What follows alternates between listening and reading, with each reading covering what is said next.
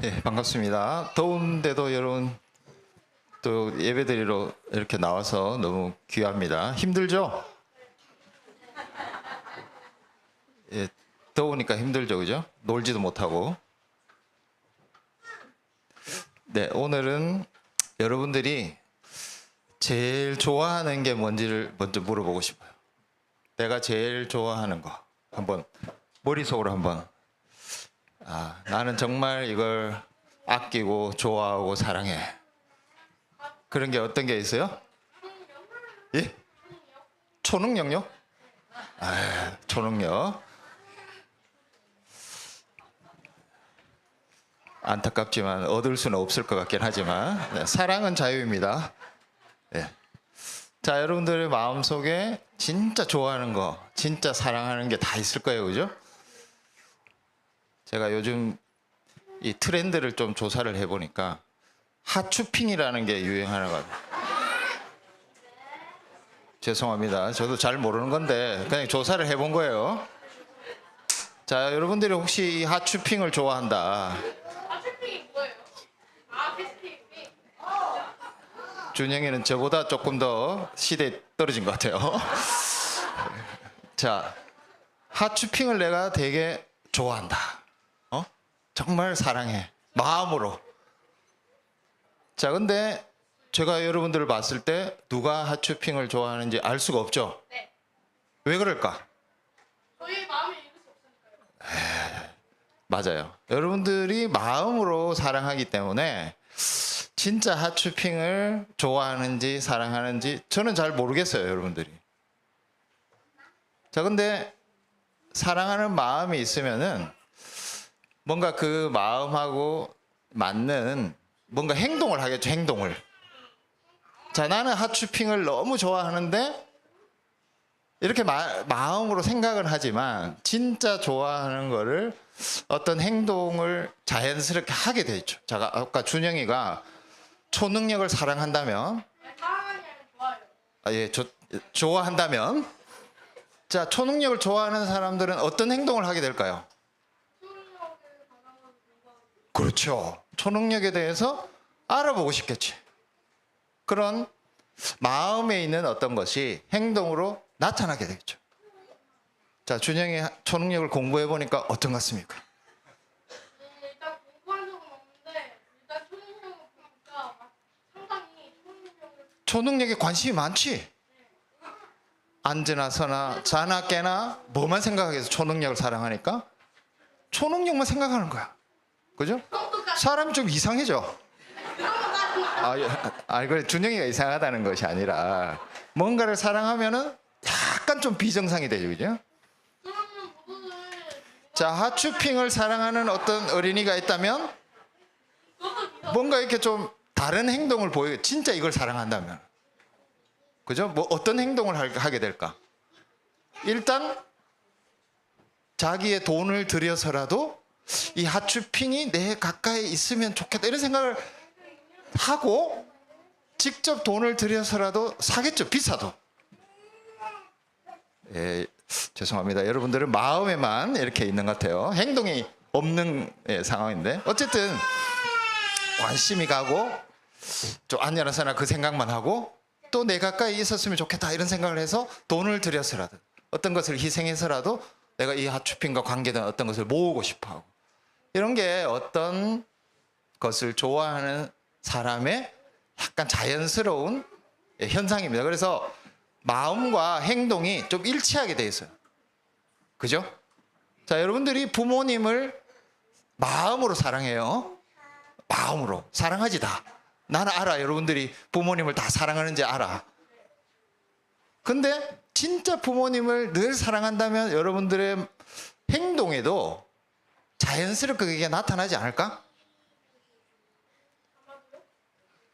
자, 그런데 어떤 친구들은 말로는 그리고 제스처로는 늘 부모님을 사랑하는 것 같아.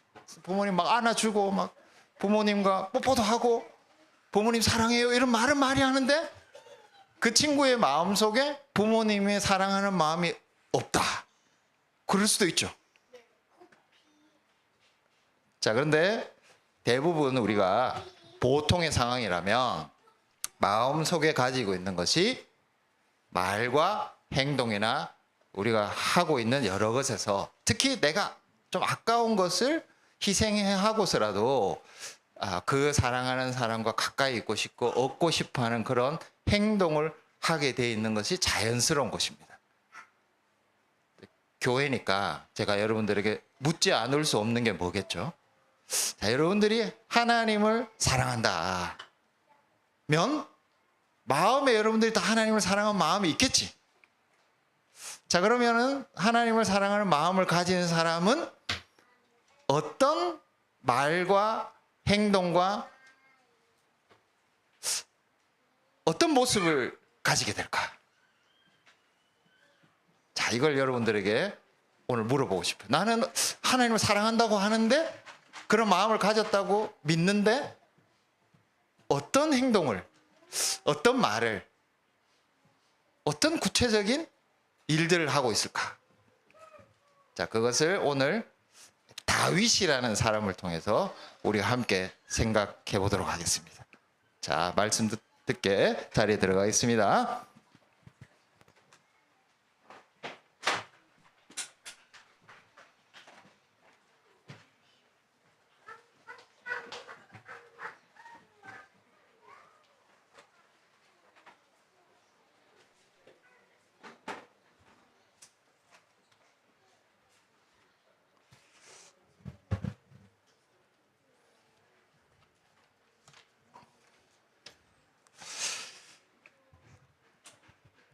초능력을 사랑할지는 제가 잘 몰랐습니다. 예상하지 못한 답변에 감사드립니다. 다윗은 안팎으로 안정기를 맡게 되었습니다. 이런 안정된 어떤 날에 평안했던 어떤 한 시간에 다윗과 선지자 나단 사이에 어떤 대화가 오갔습니다. 근데 이 대화를 그냥 객관적으로 봤을 때는 약간 선문답 같은 그런 대화였습니다. 다윗은 이렇게 말합니다. 나는 백향목 궁전에 살게 되었는데 여호와의 법궤는 천막에 있네요. 이렇게 툭 던집니다. 그랬더니만 나단이 이렇게 그 말을 받았습니다. 왕이여, 마음에 있는 모든 것을 행하소서. 이것이 사무엘하 7장 2절과 3절에 나와 있는 대화입니다.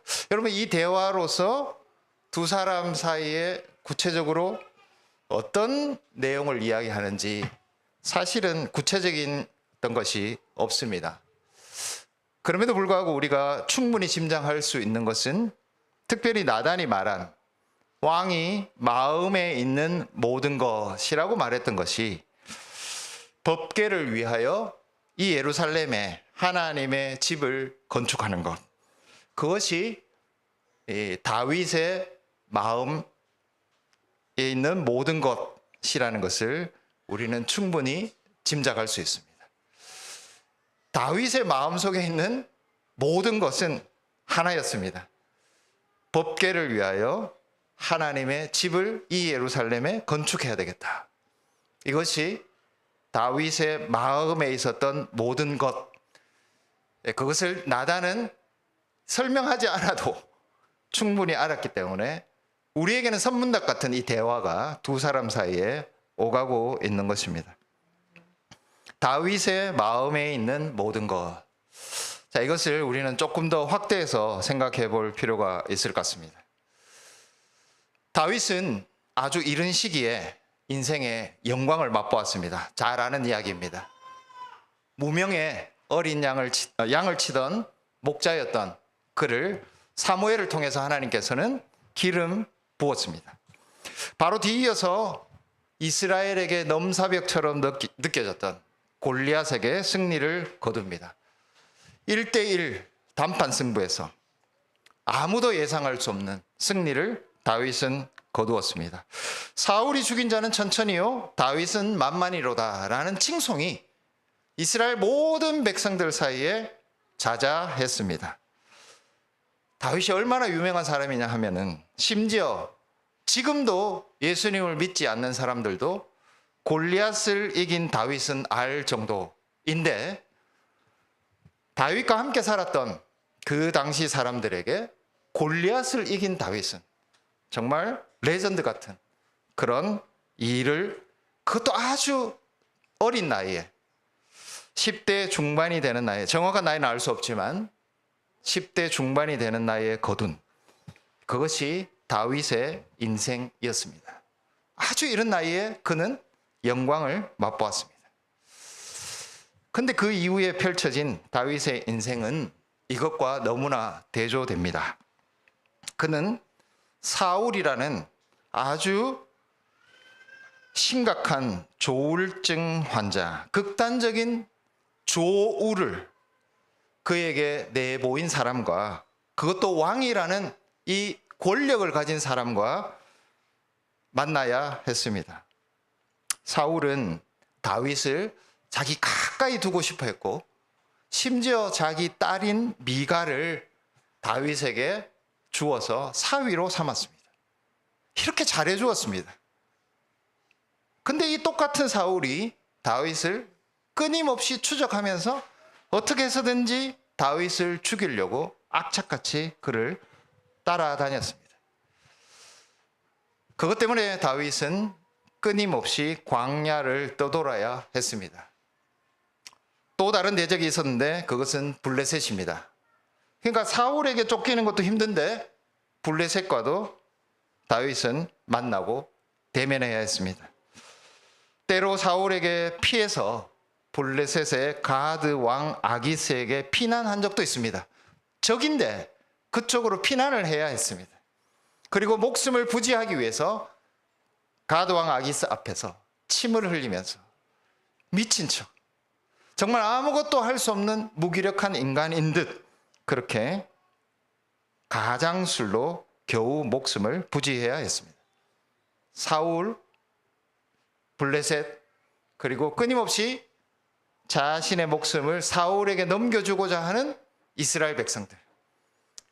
그 사이에서 다윗은 하루하루 생존을 보장할 수 없는, 정말 하루살이 같은, 살아있는 것이 기적인 그러한 광야의 시간을 보내었습니다.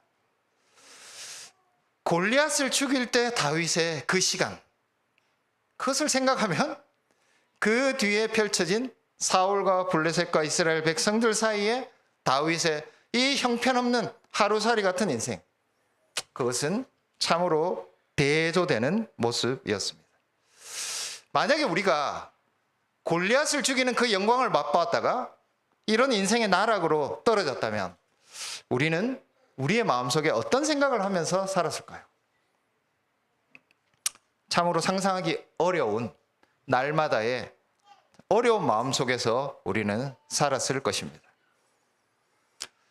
그러나 다윗의 마음 속에 있었던 것은 우리가 예상한 것과는 다른 것이었습니다.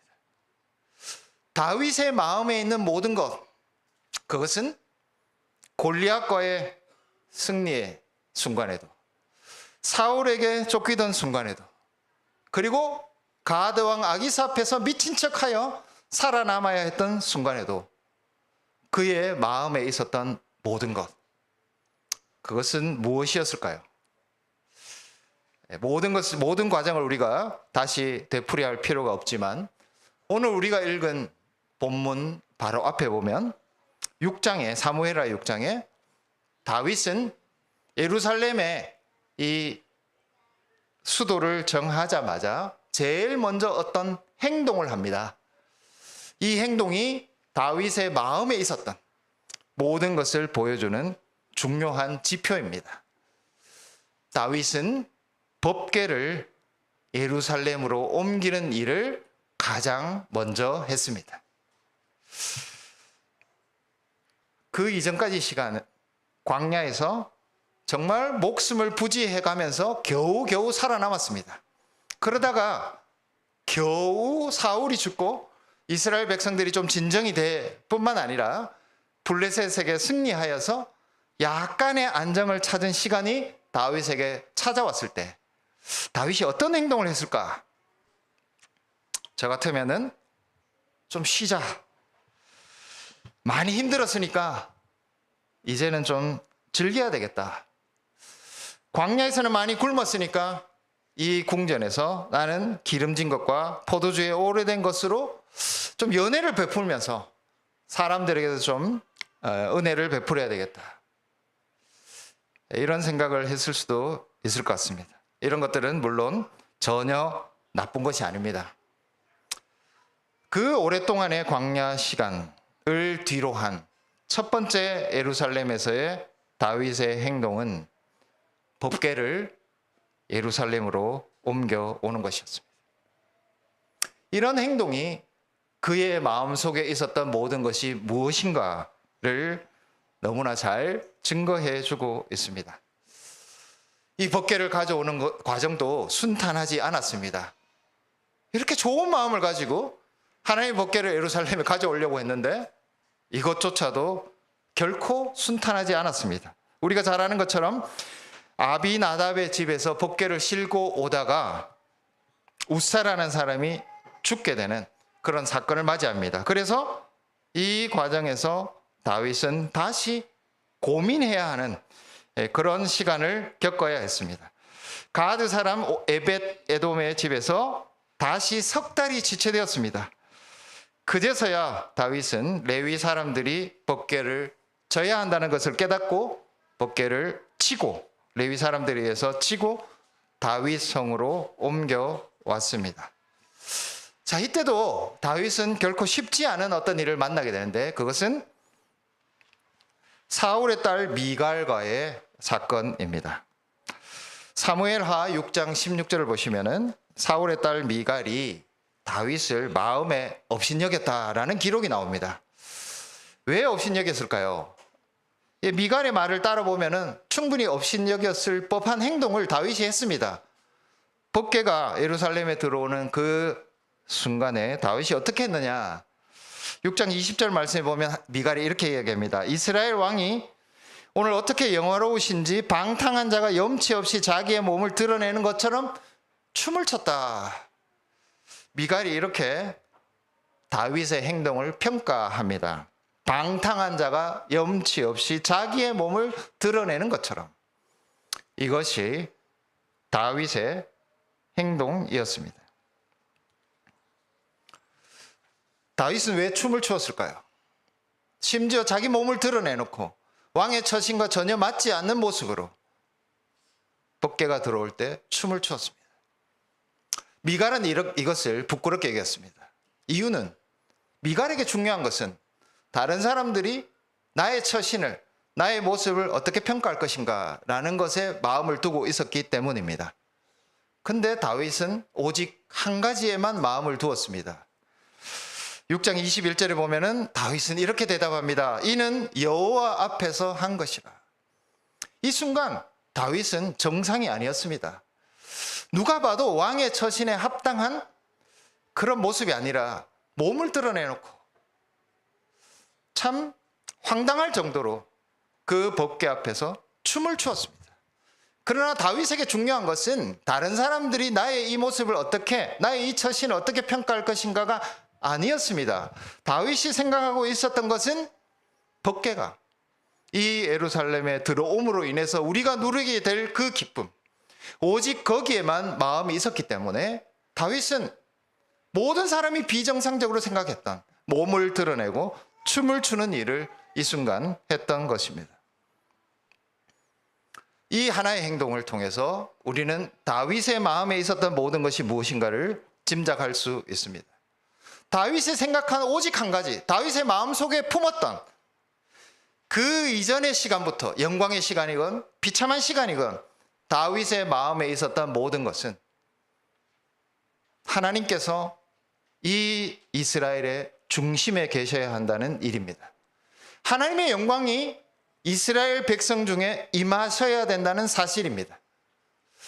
다윗은 모든 순간에 그것이 어려운 순간이건 그리고 영광의 순간이건 하나님 그분 자신이 그분의 법궤가 이스라엘 백성의 중심이 되고 그 하나님의 영광이 비치는 것을 중심으로 우리가 살아야 한다는 것, 그것만을 마음에 생각한, 그의 마음의 모든 것, 그의 마음을 가득하게 했던 것은 오직 이 하나의 열망이었습니다.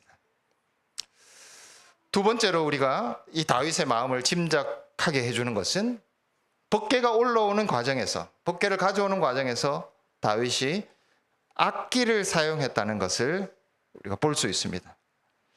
악기를 사용해서 하나님을 예배했다. 그 이전에는 등장하지 않았던 하나님에 대한 예배 방식이었습니다. 그 이전에는 주로 제사가 중심이었습니다. 우리는 다윗이 악기를 많이 사용했기 때문에 우리도 예배 드릴 때 악기를 많이 사용해야 되겠구나, 이렇게 단순하게 생각하지만 사실 이 악기 사용은 다윗이 말로서 하나님께 찬양 드렸던 시편과 연결되어 있습니다. 악기만 중요한 것이 아니라 다윗에게서 이 예배에 풍성해졌던 것은 하나님을 말로서 높이고 찬양하는 그 내용이 매우 풍성해졌다는 것입니다.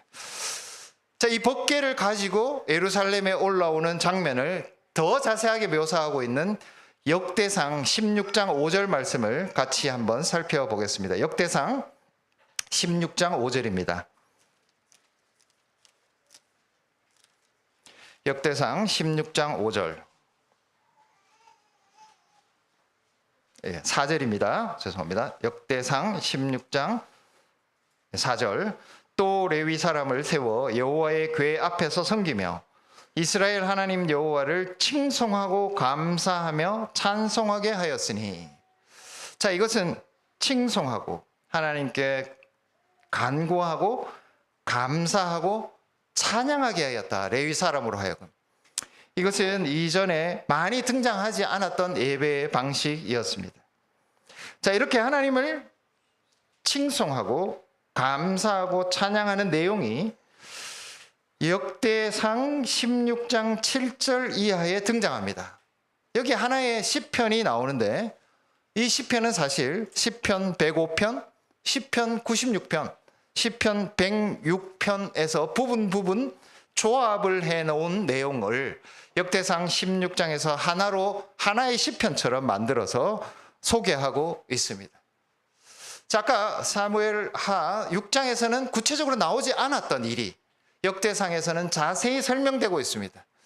단지 악기만 많이 사용한 것이 아니라 그 악기와 더불어 그 악기와 연결된 이런 풍성한 하나님께 간구하고 감사하고 하나님을 찬양했던 이 풍성한 시편의 내용이 하나님을 향해서 올려드리고 있었던 것입니다. 다윗은 하나님을 악기를 사용해서, 그리고 더 중요한 것은 그 악기와 연결된 이 많은 시편들을 통하여 어떻게 하면 하나님을 더 풍성하게 예배할 수 있을까?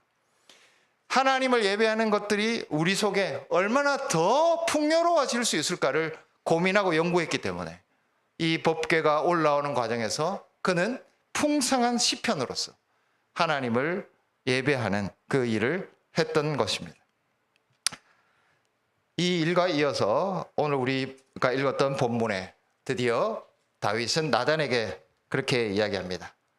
하나님, 법궤가 있어야 할 집을 내가 건축해야 되겠다. 나단이 굳이 다윗이 꼭 집어 이야기하지 않더라도 당신의 마음속에 있는 모든 것을 하십시오. 이것은 나단에게도 다윗의 마음속에 있는 모든 것이 무엇이었는가가 너무나 명백했다는 것을 우리에게 보여주고 있습니다. 다윗은 법궤를 가져오는 일을 가장 먼저 하였습니다. 법궤를 가져오면서 이전에는 부족하였던 하나님을 말로서, 또 말로서 하나님을 찬양하는 일과 연결된 풍성한 악기를 통하여 어떻게 하면 하나님을 더 잘 예배할 수 있을 것인가를 생각하였습니다. 그리고 마지막으로는 이 법궤가 있어야 할 집을 자신이 건축해야 되겠다고 고백하고 있습니다. 나단이 이야기한 다윗의 마음에 있었던 모든 것은 무엇이었겠습니까? 그것은 하나님을 어떻게 잘 예배할 수 있을까? 어떻게 하나님께서 우리 이스라엘 백성들의 그리고 나의 삶의 중심에 계셔서 그것으로부터 우리에게 비추는 이 빛을 우리가 함께 누릴 수 있을까? 하나님이 우리 모두의 영광의 자리, 중심의 자리에 어떻게 하면 계실 수 있고 그 하나님을 우리는 어떻게 예배할 수 있을까? 다윗의 마음에 있었던 모든 것은 오직 이것 하나뿐이었다는 것을 우리는 알 수 있습니다. 사무엘하 7장과 짝이 되는 아주 귀한 시편이 시편 132편입니다. 이 시편 132편을 보시면은 이때 다윗의 마음을 너무나 자세하게 설명해 주고 있습니다. 시편 132편 3절과 4절을 다시 읽어보겠습니다. 제가 읽겠습니다. 내가 내 장막집에 들어가지 아니하며 내 침상에 오르지 아니하고 내 눈으로 잠들게 하지 아니하며 내 눈꺼풀로 졸게 하지 아니하기를. 잠도 자지 않고 집에도 들어가지 않고 침상에도 오르지 않고 다윗은 오직 하나, 법궤를 우리의 삶의 중심에 가져오는 것, 그리고 그 법궤에 임재하신 하나님을 우리가 어떻게 잘 예배할 것인가, 그것만 생각하고 살았다는 것입니다. 심지어는 침상에 오르지도 않고 다른 어떤 일도 하지 않고 오직 이 일에 몰두한 다윗의 마음을 우리에게 잘 보여주고 있습니다. 다윗의 마음 속에는 하나님께서 법궤로 상징되는 하나님의 임재가 이제 예루살렘이라고 하는 모든 이스라엘 백성들의 이 삶의 중심지, 그 예루살렘에도 가장 중심에 계셔서 하나님께서 이 모든 백성을 다스려 주시는 그 일에만 마음을 쏟았다는 것을 우리는 확인할 수 있습니다.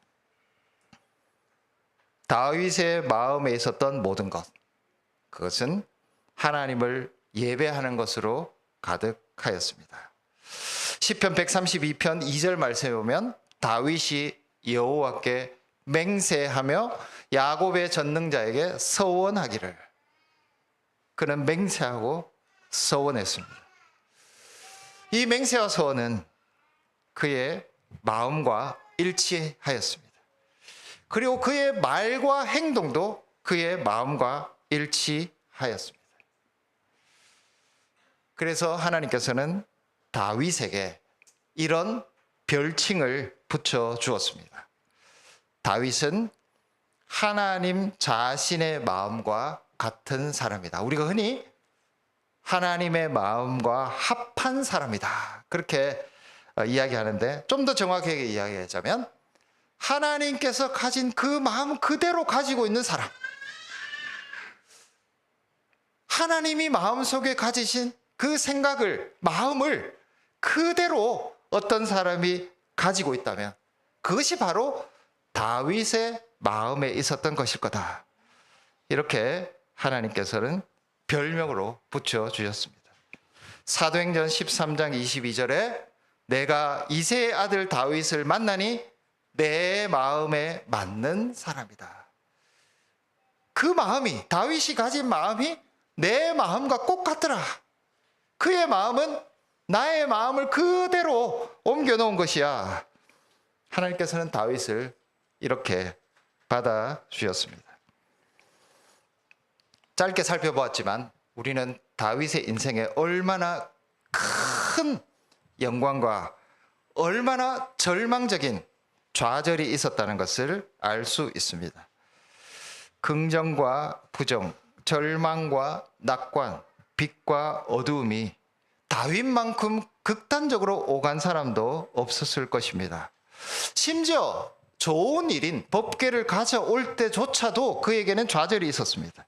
자기 아내에게 업신여김을 받았습니다. 이 모든 상황과 사건 속에서 다윗의 마음에 있었던 모든 것은 무엇일까요?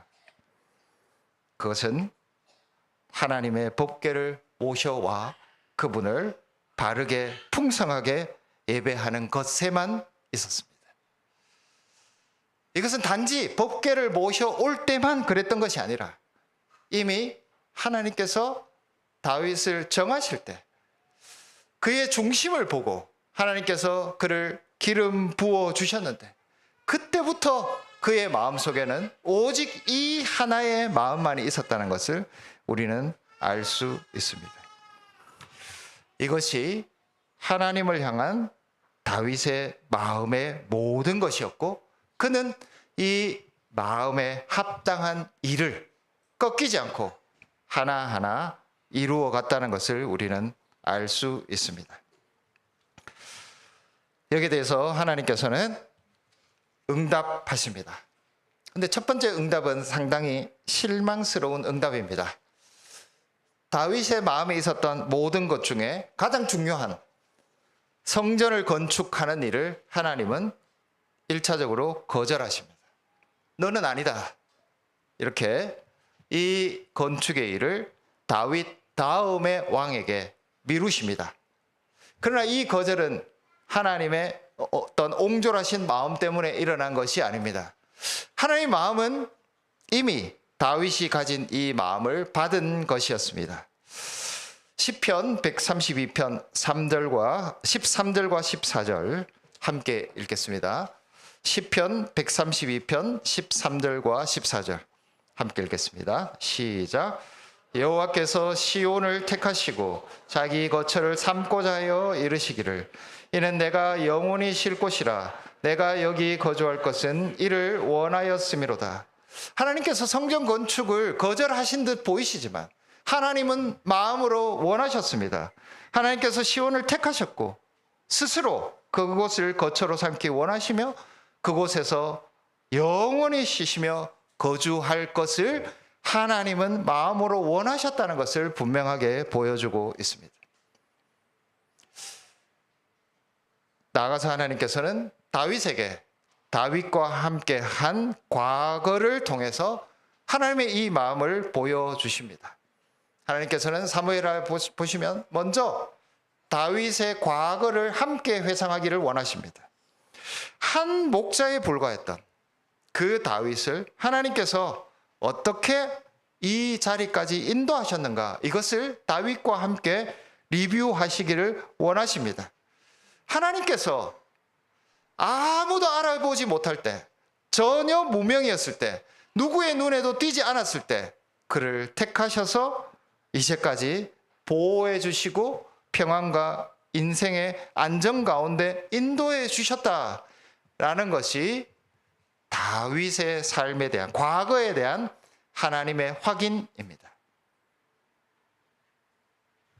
여러분, 우리는 과거를 생각할 때 어떻게 우리의 과거를 돌아봅니까? 우리는 매우 부정적으로 과거를 볼 때가 많습니다. 나의 잘못된 판단, 후회들, 결코 일어나지 않았었으면 좋았을 법한 수많은 일들, 이런 것으로 우리는 우리의 과거를 되돌아볼 때가 많습니다.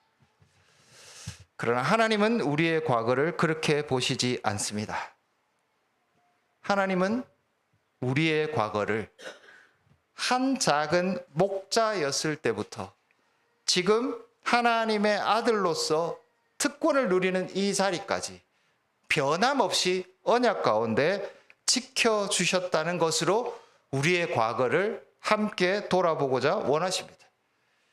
우리가 흔히 우리의 과거를 돌아볼 때 범하는 잘못으로 그렇게 우리의 과거를 조명하시는 것이 아니라 얼마나 하나님께서 은혜 가운데 우리의 인생을 이끌어 주셨던가라는 눈으로 우리의 과거를 함께 조명하기를 원하십니다.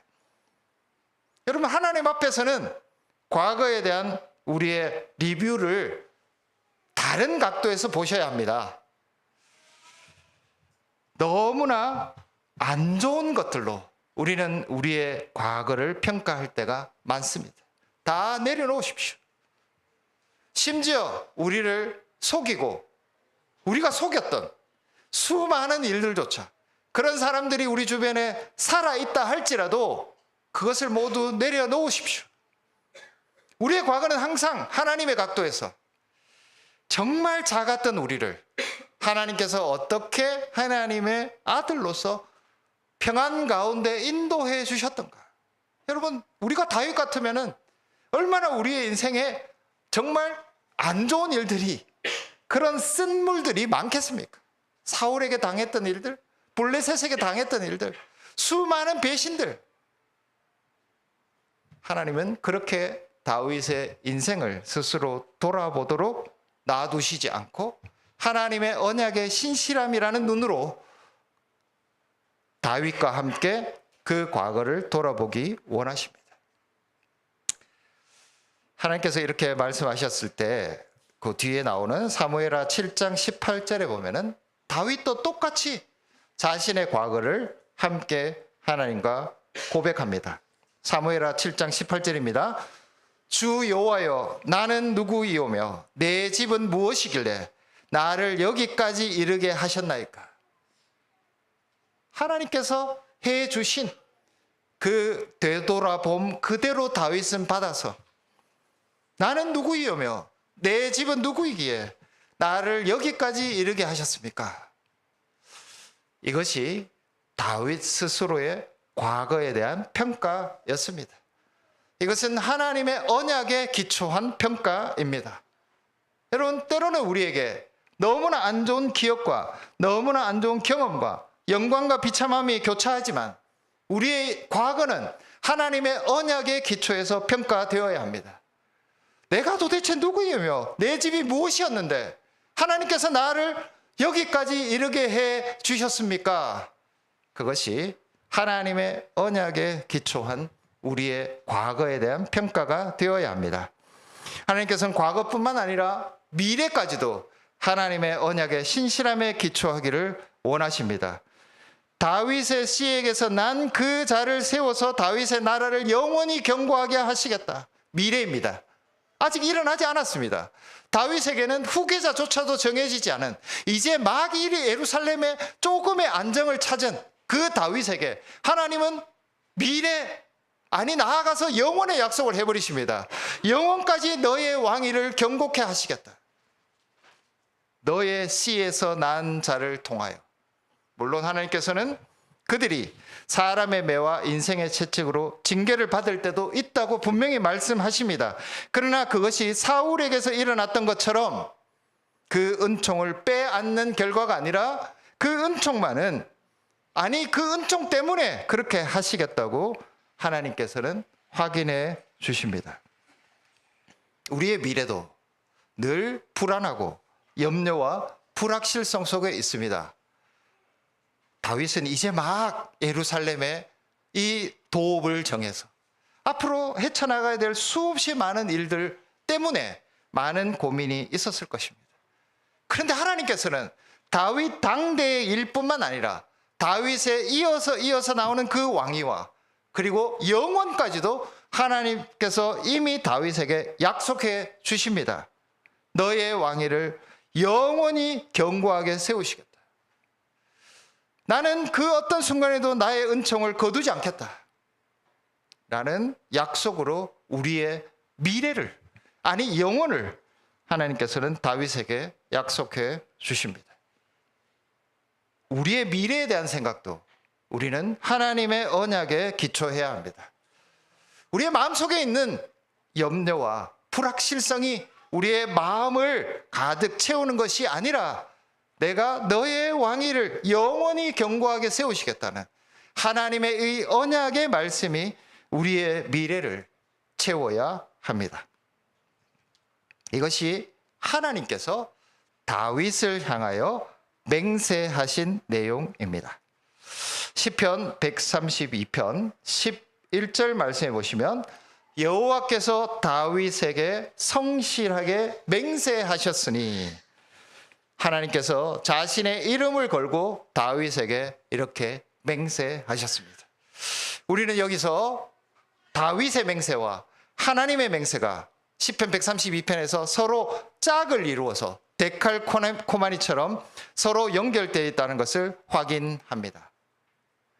하나님의 맹세와 다윗의 맹세, 그리고 제사장의 그 옷과 9절 말씀에 보면 주의 제사장들은 의의 옷을 입고 의를 옷 입고 라고 되어 있고 16절에 보시면 내가 그 제사장들에게 구원을 옷 입히리니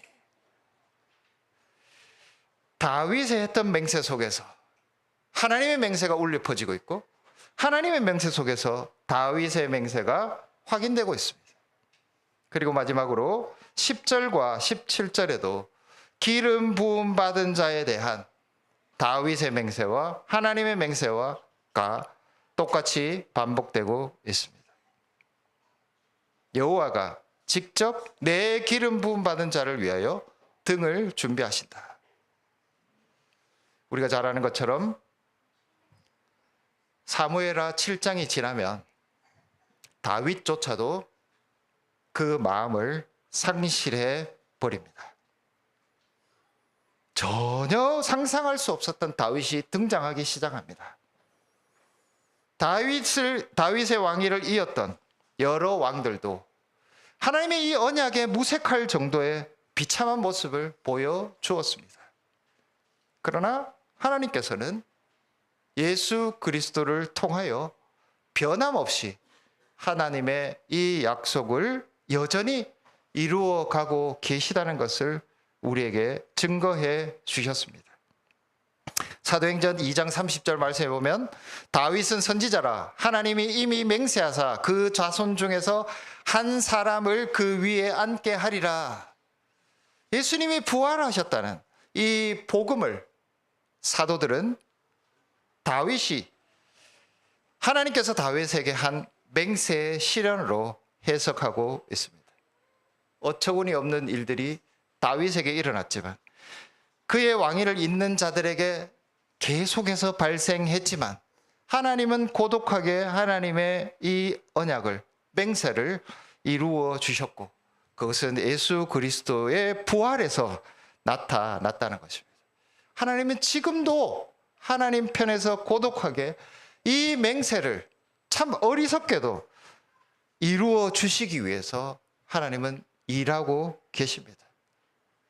우리의 실패와 우리의 좌절과 우리의 부족함에도 불구하고 하나님은 고독하게 예수 그리스도 안에서 자신의 맹세를 지키기 위해서 분투하고 계시다는 것을 우리는 알 수 있습니다. 다윗, 그에게는 하나님의 이 맹세와 하나님의 맹세에 붙박이인 그런 다윗의 맹세를 확인시켜주는 아주 아름다운 감탄이 이어서 등장합니다. 사무엘하 7장 22절을 보시면 사무엘하 7장 22절입니다. 제가 좀 의역을 해봤습니다. 그 누구도 없습니다. 당신과 같은 분이. 당신 외에는 그 누구도 하나님이 아닙니다. 당신 외에는 아무도 없고 당신 외에는 그 누구도 하나님이 아닙니다. 이것이 하나님의 맹세를 만난 다윗의 감탄이었습니다. 이어서 이런 하나님 앞에서 그 하나님의 맹세를 받은 하나님의 백성의 놀라움을 다윗은 동시에 말하고 있습니다. 사무엘하 7장 23절입니다. 누가 땅의 어떤 나라가 주의 백성 이스라엘과 같으리까? 이스라엘은 그 어떤 민족과 비교할 수 없습니다. 하나님의 맹세를 받은 여러분들, 한 사람 한 사람은 이 세상의 어떤 인간과 비교할 수 없습니다. 누가 이스라엘 같겠습니까? 하나님께서 그에게 맹세해 주시고 맹세해 주신 그 언약을 지금도 분투하고 계신 그분 앞에서 누가 여러분들만큼 여러분들 같은 사람이 있겠습니까? 이것이 하나님의 맹세와 그 맹세에 응답한 다윗이 하나님 앞에서 감탄하고 있는 내용입니다. 사랑하는 성도 여러분, 우리는 주일에 공예배 때마다 이 감탄이 우리에게 있어야 되겠습니다. 하나님 같으신 분이 어디 있습니까? 누가 하나님 같습니까? 하나님 밖에는 누구도 이 땅에 우리의 하나님이 되실 수 없습니다. 하나님 밖에는 우리의 하나님이 되어주실 분도 없습니다. 동시에 이 하나님 앞에 선 우리도 누가 우리 같겠습니까? 이 땅에 어떤 백성이 우리와 같은 자들입니까? 그 어떤 자도 이 이스라엘 같지 않습니다.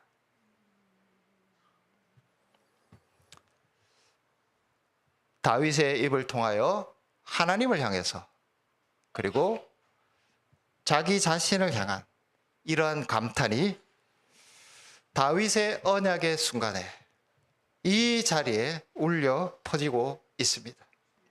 사랑하는 성도 여러분, 우리의 마음속에 변함없이 이 감탄이 있기를 간절히 소원합니다.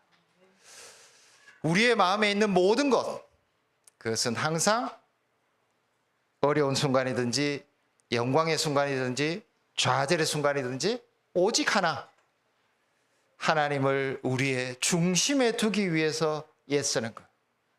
그리고 그 하나님을 좀 더 풍요롭게 우리의 삶 전체를 통하여 예배하기 위해서 애쓰는 것. 그것이 우리의 마음의 모든 것이 되어야 하겠습니다. 하나님께서는 그런 우리를 향하여 영원한 언약을 세워 주셨습니다. 영원히 우리의 왕위를, 우리의 특권을 지켜 주시겠다고, 우리를 그렇게 세워 주시겠다고 맹세해 주셨습니다. 이 순간이 우리의 인생의 가장 최고의 순간입니다. 때로 우리가 가장 어려운 순간에 있다 할지라도, 사울에게 쫓기고 블레셋 앞에서 미친 듯이 침을 흘려야 되는 순간이긴 하지만 이 순간은 최악의 순간이 아니라 최상의 순간입니다. 누가 여호와 같겠습니까? 누가 이 땅에 이런 하나님이 있겠습니까? 그리고 그 하나님 앞에서 누가 우리와 같은 자들이, 이 특권을 누리는 자들이, 누가 이 땅에서 이스라엘 같은 백성이 될 수 있겠습니까? 이 고백과 감탄이 울려 퍼지는 바로 그 순간이 우리의 인생의 최상의 순간입니다. 사랑하는 성도 여러분, 우리는 때로 아주 영광스러운 일과 아주 최악의 일 속에서 끊임없이 걸어가고 있습니다. 그러나 우리의 인생은 항상 최상입니다. 왜냐하면 우리를 향해서 맹세해 주시는, 우리에게 그 어떤 누구도 대신할 수 없는 하나님께서 계시기 때문이며, 그 하나님 앞에서 우리는 그 어떤 누구와도 비교할 수 없는 이스라엘 백성이기 때문에 그러합니다. 이러한 최상의 축복이 우리 모두에게 있기를 간절히 소원합니다. 나아가 다윗의 언약이 말씀뿐만 아니라 성찬을 통해서도 우리에게 확인되며 우리가 성찬 안에서 이것을 누리게 된다는 것을 기억하면서 함께 성찬의 자리로 나아가도록 하겠습니다. 감사의 찬송 304장 찬양하겠습니다.